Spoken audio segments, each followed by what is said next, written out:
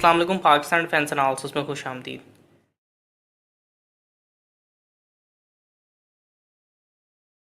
चमन के इलाके में एफसी बलूचिस्तान ने बॉर्डर फेंसिंग के दौरान अफगान नेशनल आर्मी की हमवी मल्टीपर्पज़ व्हीकल और डबल काप्स को जो है कैप्चर कर लिया है। ये एक हाई मोबिलिटी की मल्टीपर्पज़ व्हीकल है। अफगान नेशनल आर्मी की तरफ से इस फेंसिंग को रोकने की कोशिश की जा रही थी और इस सिलसिले में क्लैशेस का तबादला जो है पूरी सुबह से जारी था। इसके नतीजे में अफगान नेशनल आर्मी की तरफ से हमवी और दीगर व्हीकल्स जो हैं वहाँ पे मौजूद थी, लेकिन ये हमवी कैप्चर होने के बाद वो रिट्रीट कर गए हैं और इसके बाद से बॉर्डर फेंसिंग का काम एफसी की जानिब से फिर से कंटिन्यू करना शुरू हो गया है। नोट कि पाकिस्तान आर्मी उस मौके पे मौजूद नहीं थी जिस टाइम पे क्लैशेस जारी थे। एफसी बलूचिस्तान ने इन तमाम क्लैशेस और बॉर्डर फेंसिंग को डील किया है, लेकिन अब पाकिस्तान की सिक्योरिटी फोर्सेस भी वहाँ पे मौजूद हैं। पाकिस्तान की एपीसीज भी वहाँ पे मौजूद हैं। स्पिन बोलदक का ये इलाका है जहाँ पे फेंसिंग जारी है। बॉर्डर फेंसिंग के हवाले से थोड़ी सी अपडेट दूँ तो तकरीबन ये 2640 किलोमीटर की बाउंड्री लाइन है पाकिस्तान और अफगानिस्तान के दरमियान, जिसमें से 90% बॉर्डर फेंसिंग का मुकम्मल किया जा चुका है और ऐसा बताया जा रहा है कि 1 महीने या 1 से 1.5 महीने के अंदर इस फेंसिंग को मुकम्मल कर लिया जाएगा। ये एक double barrier double chain link fence है जिसके दरमियान 6 फुट का गैप है जो कि कंसर्टिना कॉल से भरा हुआ है। फेंस साइड जो पाकिस्तान की तरफ है वो 11 फुट ऊंचा है, जबकि अफगानिस्तान साइड पे 13 फुट ऊंचा है। फेंसिंग के साथ इसमें surveillance cameras, drones, infrared detectors, forts की तामीर, ये तमाम चीज़ें इसमें शामिल हैं और इस फेंसिंग के बाद सिर्फ 16 पॉइंट्स के जरिए से ही दोनों साइड्स की एक्टिविटीज़ को कैरी किया जा सकेगा। Regarding Humvee vehicle, I hope कि पाकिस्तान में ये HIT या पाकिस्तान ऑर्डिनेंस फैक्ट्री को भेजी जाएगी और आई थिंक कि इसमें किसी को कोई डाउट नहीं होना चाहिए कि बलूचिस्तान के एरिया में आर्मर फाइटिंग व्हीकल्स या इन्फेंट्री फाइटिंग व्हीकल्स की ज़रूरत है, बजाय कि डबल कैप्स जो कि ईजिली माइंस की जद में आ सकती हैं। तो होपफुली इससे हम अपनी AFVs या IFVs में कुछ अहम मदद हासिल कर सकेंगे।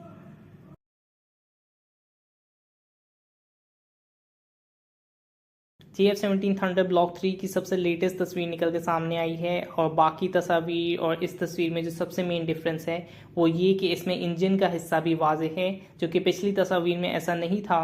और आमतौर पे जब इस चीज़ को सामने नहीं लाया गया तो इसका मतलब है कि ज़रूर कोई सेंसिटिव इन्फॉर्मेशन पे काम जारी था जिसे उस वक्त भी पब्लिक नहीं किया गया था।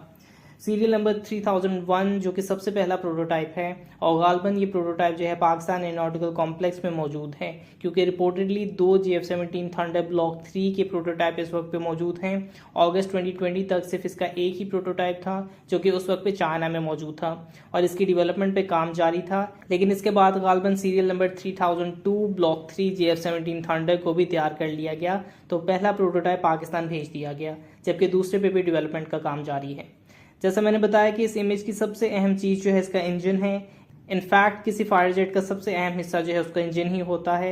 इस JF-17 थंडर के लिए क्लिमोव RD-93 का एक इम्प्रूव वर्जन RD-93MA इसके इस्तेमाल में लाया जाएगा, जिसमें इंक्रीज थ्रस्ट मौजूद है, बेहतर रिलायबिलिटी है। ये इंक्रीज थ्रस्ट जो है JF-17 थंडर ब्लॉक 3 के लिए बहुत अहम होने वाला है, क्योंकि इसमें कुछ बहुत ही ताकतवर सेंसर्स और एवियोनिक्स का इस्तेमाल किया जाएगा।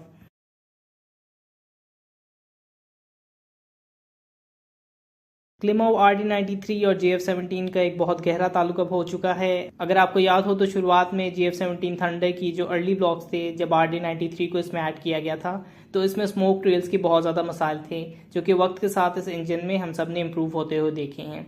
फिर उसके बाद इसकी सर्विस आवर्स का मसला था, वो ये कि बजाय ओरिजिनल 4000 आवर्स की इसकी सर्विस लाइफ जो थी, ये 2000 आवर्स की सर्विस लाइफ को प्रोवाइड कर रहा था, लेकिन वक्त के साथ साथ इसको भी फिक्स कर लिया गया है और अब इसका इम्प्रूव वर्जन RD-93MA भी स्पेशली JF-17 थंडर की ज़रूरियात को मद्देनज़र रखते हुए डेवलप किया गया है।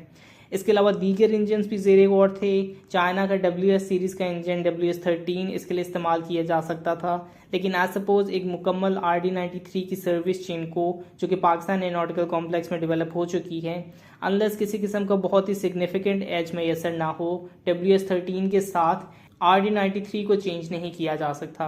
फिर उसके बाद सऊदी अरब से नेगोशिएशंस के दौरान JF-17 के साथ EJ-200 इंजन को शामिल करने की बातें भी जारी थी, चूँकि सऊदी अरब के पास पूरी की पूरी EJ-200 की फ़्लीट मौजूद है और इसमें सऊदी अरब जो है अपने रिसोर्सेज भी इस्तेमाल कर सकता था, लेकिन अनफॉर्चुनेटली कभी मेच्योर नहीं हो पाई थी। मे बी आने वाले वक्त में ब्लॉक 4 के अंदर ब्लॉक 5 के साथ जो है इस किस्म की डेवलपमेंट देखी जा सकेगी, लेकिन बहरहाल अभी के लिए ये RD-93MA JF-17 ब्लॉक 3 का हिस्सा बन चुका है। तस्वीर में देखें तो ब्लॉक 3 के साथ जो है PL-10 मिसाइल्स कैरी किए जा रहे हैं। अगर मैं गलत नहीं हूं तो ये PL-10 मिसाइल का सबसे एडवांस PL-10E मिसाइल है, जो कि विद इन विजुअल रेंज के डोमेन में PL-5E2 मिसाइल्स को रिप्लेस करेगा। ये एक 5th जनरेशन का मिसाइल है जिसकी रेंज जो है 20 किलोमीटर की होगी, और ये एक होमिंग इमेजिंग इंफ्रारेड मिसाइल है जो कि एंटी स्टेल्थ कैपेबिलिटीज भी रखता है।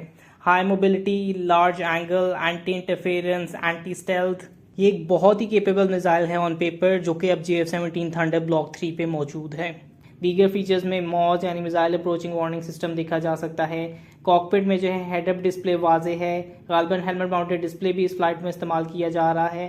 नीज एक इम्प्रूव्ड JF-17 थंडर ब्लॉक 3 जिसमें ज़्यादा रेंज, ज़्यादा बेहतर BVR कैपेबिलिटी, ज़्यादा पावरफुल, बेहतर रेडार जैसी कैपेबिलिटीज़ मौजूद होंगी, और ये तस्वीर जो है इन तमाम फैक्टर्स का एक बहुत वाज़ेह सबूत है।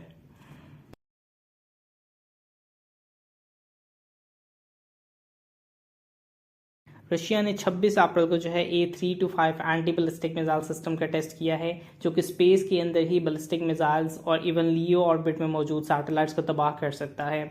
इसको A135 एमर की रिप्लेसमेंट के लिए इस्तेमाल किया जाएगा, जो कि रशिया की बहुत सेंसिटिव एरियाज की हिफाजत कर रहा है, क्योंकि इसको ऐसे डिज़ाइन किया गया है कि सेंसिटिव एरियाज जैसे इंडस्ट्रियल एरियाज हो गए, या मॉस्को जो कि रशिया का कैपिटल है और बहुत सी सेंसिटिव बिल्डिंग्स वहाँ पे मौजूद हैं, उन एरियाज की हिफाजत के लिए इस्तेमाल किया जाता है। और ये डेवलपिंग A35 नॉड्यूल जो है इस A135 को रिप्लेस करेगा। एक और चीज़, और वो ये कि इस मिसाइल सिस्टम को ही प्राइमरीली न्यूक्लियर थ्रेट से बचाव के लिए इस्तेमाल किया जाएगा। एलमाज एंटे की जानिब से इसको मेनली डेवलप किया जा रहा है।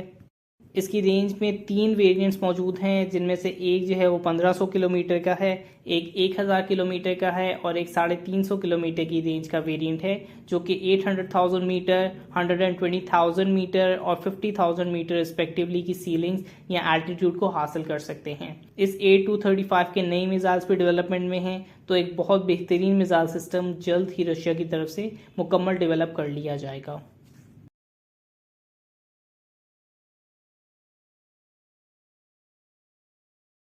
उसके बाद टर्किश ड्रोन ने अगेन एक बहुत अहम अचीवमेंट हासिल की है। एक्सुंगर यूकैव यानी अनमैन्ड कॉम्बैट एरियल व्हीकल ने कामयाबी के साथ KG के SIHA-82 को कामयाबी से फायर किया है, जिसने कामयाबी से 30 किलोमीटर की रेंज पे मौजूद टारगेट को निशाना बनाया है। और इसकी सबसे बड़ी खासियत ही ये है कि इस SIHA-82 का वेट 340 किलोग्राम का है, और ये किसी अनमैन्ड कॉम्बैट एरियल व्हीकल में पहली बार फायर किया गया है।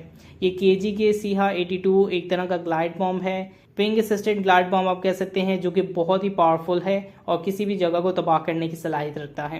टर्की की तरफ से इस वक्त 5 एक्सुंगर यूकैफ्स को तैयार किया जा चुका है, और आने वाले हर महीने में तकरीबन 2 मजीद एक्सुंगर यूकैफ्स तैयार हो सकते हैं, जो कि हकीकी तौर पर टर्किश ड्रोन्स की डोमिनेंस की बहुत बड़ी अक्कासी है। लाइक सब्सक्राइब, और अगर आपकी कोई फीडबैक है तो उसे कमेंट बॉक्स में डालिए। तब तक के लिए पीस आउट, पाकिस्तान जिंदाबाद।